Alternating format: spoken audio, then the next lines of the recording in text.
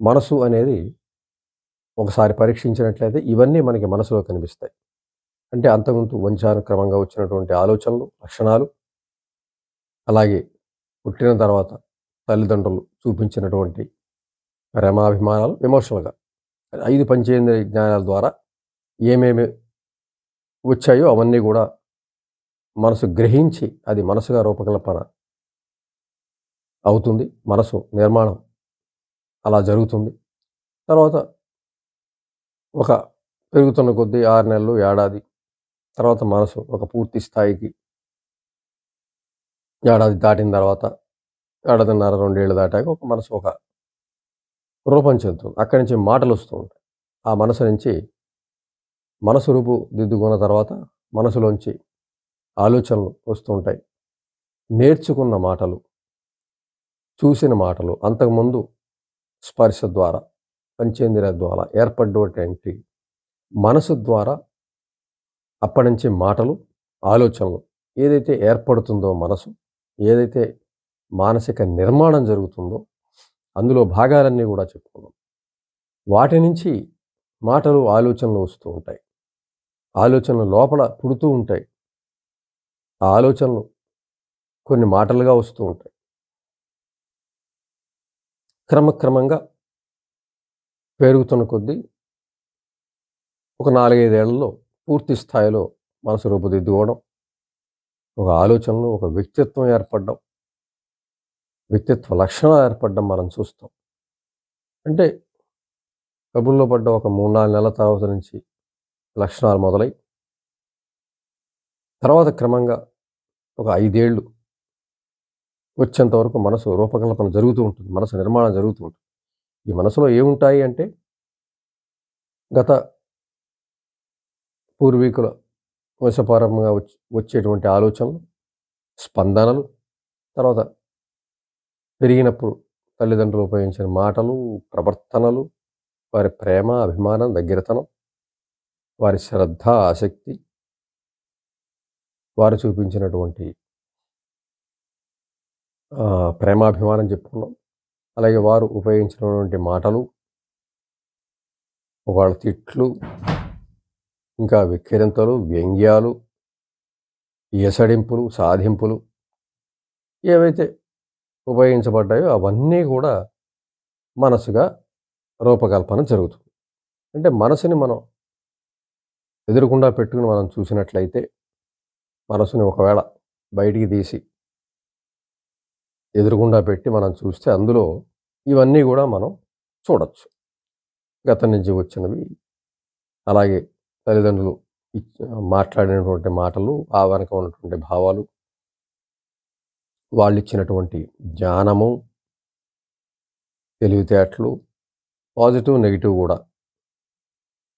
అనుకూల భావాలు వచ్చుండొచ్చు, వ్యతిరేక భావాలు మాటలు వచ్చుండొచ్చు. ఇవన్నీ గూడా మనం వెతికితే మనసులో ఇవన్నీ గూడా కనిపిస్తాయి. అంటే మనసు యొక్క రూపకల్పన అది. మనసు నిర్మాణం అలా జరిగింది. అలాగా రూపుదిద్దుకున్న మనసు నుంచి ఆలోచనలు అక్కడ పునాదిగా ఏమి ఆ మనసులో ఏర్పడినటువంటి ఈ కంటెంట్ ఏదైతే ఉందో దీని నుంచే దానికి తగ్గట్టే ఆలోచనలు పుడతాయి. అవి నాణ్యమైనవా కావా అనేది ఆ ఏర్పడ్డ స్థితిని బట్టి ఉంటుంది. అలా ఏర్పడినటువంటి మనసు నుంచి ఆ స్థాయికి తగ్గ ఆలోచనలు, ఆ స్థాయికి తగ్గ తెలివితేటలు అవన్నీ గూడా రావడం మనం చూస్తాం. అవి వ్యక్తిత్వ లక్షణాలు, కుటుంబం ఇచ్చినటువంటి లక్షణాలుగా మనం చెప్పుకోవాలి. అవి పాజిటివ్‌గా ఉంటాయా, నెగెటివ్‌గా ఉంటాయనేది ఆ వ్యక్తిని ఇప్పుడు మనం పరీక్షిస్తే తెలుస్తుంది. ఎదుగుతున్న కొద్దీ ఆ మానసిక లక్షణాలు పెరుగుతూ ఉంటాయి. పాజిటివ్‌వి పెరుగుతుంటాయి, నెగెటివ్‌వి పెరుగుతుంటాయి. దానికి అనుకూలమైనటువంటి మనుషుల్ని ఎంచుకుంటాయి. ఏదైతే వ్యక్తిత్వ లక్షణాలు మనసు ఏర్పడుతుందో తనకి అనుకూలంగా ఉన్నటువంటి మనుషుల్ని ఎంచుకుంటుంది, పరిస్థితులను ఎంచుకుంటుంది, పరిసరాలను ఎంచుకుంటూ ఉంటుంది. ఇవన్నీ గూడా తను ఎంచుకొని దాంతో మమైక్యం కాగలుగుతూ ఉంటుంది. కంఫర్ట్‌గా ముందుకెళ్ళగలుగుతూ ఉంటుంది. మీరు పాజిటివ్, నెగెటివ్ 2 ఆలోచించాలిక్కడ. పాజిటివ్‌గా ఉన్నటువంటి మానసిక నిర్మాణం జరిగుంటే పాజిటివ్‌గా ఉన్నటువంటి వ్యక్తులతో కలవడం, పాజిటివ్‌గా ఉన్న పరిస్థితుల్లో ఉండడం, చొరవగా ఉన్న మనుషులతో కలవడం, చొరవగా ఉండటం, స్కూళ్ళల్లో గానీ, కాలేజీలో చదువులో గానీ మంచి స్థానంలో ఉండడం, చురుకుగా ఉండటం, బాగా చదవడం ఇవన్నీ జరుగుతాయి. ఒకవేళ మనసు నిర్మాణంలోనే కొన్ని అవకతవకలు, కొద్దిగా ఇబ్బందులు ఉన్నట్లయితే వాడు ఆ తక్కువ స్థాయి వ్యక్తులతో స్నేహం చేయడం, ప్రైమరీ స్థాయి నుంచే మనం గమనించొచ్చు. ఒకటో తరగతిలోనే వాడిని ప్రవేశపెట్టిన వెంటనే వాడి స్నేహితులు మనం గమనిస్తే వాడి మానసిక నిర్మాణం ఎలా జరిగిందని తెలుస్తుంది. వాడెవరితో తిరుగుతున్నాడు, వాడెవరితో కంఫర్ట్‌గా ఉండగలుగుతున్నాడు, వాడి ప్రవర్తనని, వాడి బిహేవియర్‌ని ఒకటో తరగతిలోనే మనం గమనించగలిగితే ఇవన్నీ గూడా మనకు తెలుస్తాయి. వాడి మానసిక నిర్మాణం ఇలా జరిగింది, వాడి మనసులో ఈ రకంగా ఉంది అనేది మనకు తెలుస్తుంది.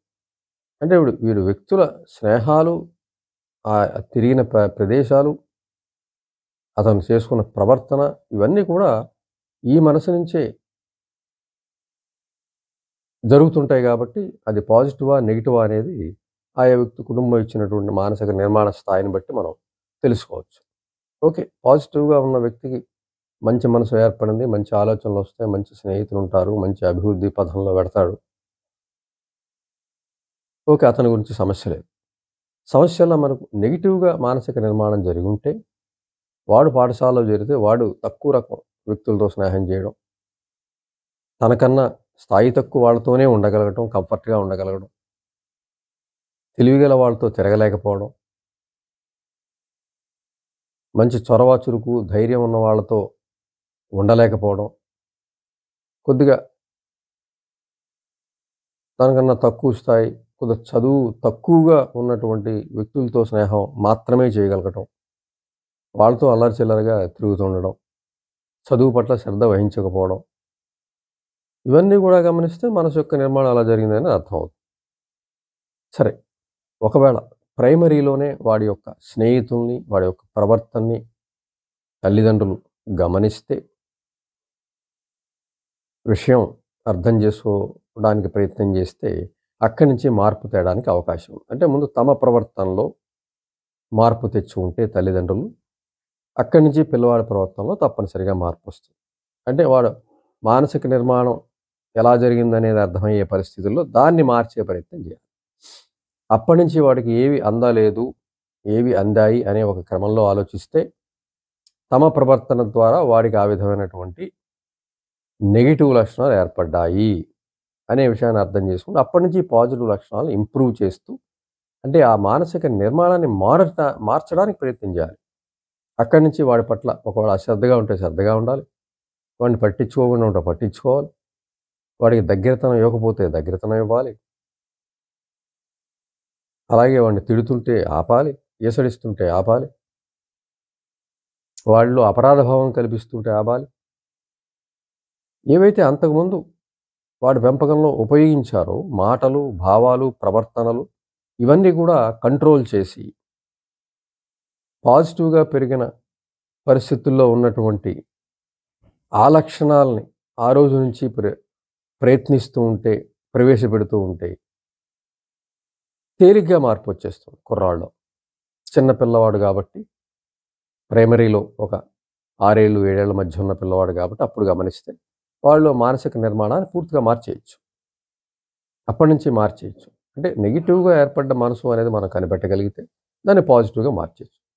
పాజిటివ్ లక్షణాలు మనం ఏదైనా పుస్తకం 'పాజిటివ్ థింకింగ్' అనే పుస్తకాలు, వ్యక్తిత్వ వికాస సాహిత్యం ఉంటాయి. సైకాలజిస్ట్ సాయం తీసుకోవచ్చు. పిల్లవాడు ఇలా ఉన్నాడు అని గమనిస్తే, దానికి సంబంధించినటువంటి ఏ రకంగా ఉండాలి అనేది కొంత అవగాహనకొచ్చే అవకాశం. అసలు పిల్లవాడి ప్రవర్తనను బట్టి ఓహో! ఇప్పుడున్న నెగెటివ్‌కి అపోజిట్ పాజిటివే. పాజిటివ్ అపోజిట్ నెగెటివ్ అయినట్టు. అంటే అంతకుముందు తమ ప్రవర్తన ఒకసారి విశ్లేషించుకుంటే దానికి వ్యతిరేకమైనటువంటి ప్రవర్తనే పాజిటివ్ అవుతుంది. పిల్లవాడిలో నెగెటివ్ వచ్చింది కాబట్టి, అప్పటినుంచి పాజిటివ్ లక్షణాలు వాళ్ళలో ప్రవేశపెడుతూ, అసలు ఆ ప్రయత్నానికి ముందు నువ్వు అడిగేస్తే దానికి దారి నీకు కనిపిస్తుంది. ఏదైనా బుక్ షాప్‌కి వెళ్ళి పాజిటివ్ లక్షణాలేంటి, పిల్లల ప్రవర్తన ఏంటి, ఏమైనా సైకాలజిస్ట్‌ని కలుసుకుంటే పుస్తకాలు చెప్తారు. కొంత వాళ్ళు సలహా ఇస్తారు. అప్పటినుంచి వాటిని మార్చడానికి ప్రయత్నం చేస్తే ఆ దశలో చాలా సులువు. మనకి సామెత ఉంది గదా! మొక్కగా ఉండగానే మనం దాన్ని ఎటైనా వంచగలం. దాన్ని మానయిన తర్వాత వంచలేం. మొక్కే వంగనిది మానే వంగుతుందా అని సామెత ఉంది. అలాగే ఈ మనసు కూడా మొక్కగా ఉండగానే దాని యొక్క దుష్ప్రభావాలు కనిపెట్టగలిగితే బాల్యంలోనే దాన్ని మార్చేయచ్చు. పాజిటివ్‌గా మారచ్చు. అప్పుడు మొదట మనం చెప్పుకున్నటువంటి పాజిటివ్ వ్యక్తి ఎలాగైతే అభివృద్ధి పథంలో పెడుతూ ఉంటాడో వీడిని కూడా చేయొచ్చు. అయితే ఇది తల్లిదండ్రులు చేయవలసినటువంటి బాధ్యత. ఒకవేళ అక్కడ తల్లిదండ్రులు నిర్వహించని పక్షంలో, వాళ్ళది గుర్తించని పక్షంలో, వ్యక్తి పెరుగుతున్న కొద్దీ ఆ నెగెటివ్ మైండ్‌తోనే, ఆ మానసిక వ్యవస్థతోనే పెరగడం జరుగుతుంది. తర్వాత హై స్కూల్ స్థాయిలో కొంత చూచాయిగా తెలుస్తుంది. కాలేజీ స్థాయిలో మరికొద్దిగా తెలుస్తుంది. అలా ఏ వయసులోనైనా జ్ఞానం రావచ్చు. ఆ సమస్యను తను గుర్తించొచ్చు. వ్యక్తి గుర్తించినప్పుడు ఇంక తప్పనిసరిగా దాన్ని ఉదాసీనంగా వదిలేయడానికి వీల్లేదు. ఖచ్చితంగా దాన్ని మార్చడానికి ప్రయత్నం చేయాలి. మార్పు సాధ్యం. వ్యక్తిత్వ లక్షణాలను మార్చుకోవడం సాధ్యం. దానికి కృషి అవసరం, శ్రమ అవసరం. ఆ కృషి, శ్రమ పెట్టుబడిగా పెట్టగలిగితే బాధిస్తున్నటువంటి వ్యక్తిత్వ లక్షణాలు తీరవచ్చు, మార్చుకోవాలి.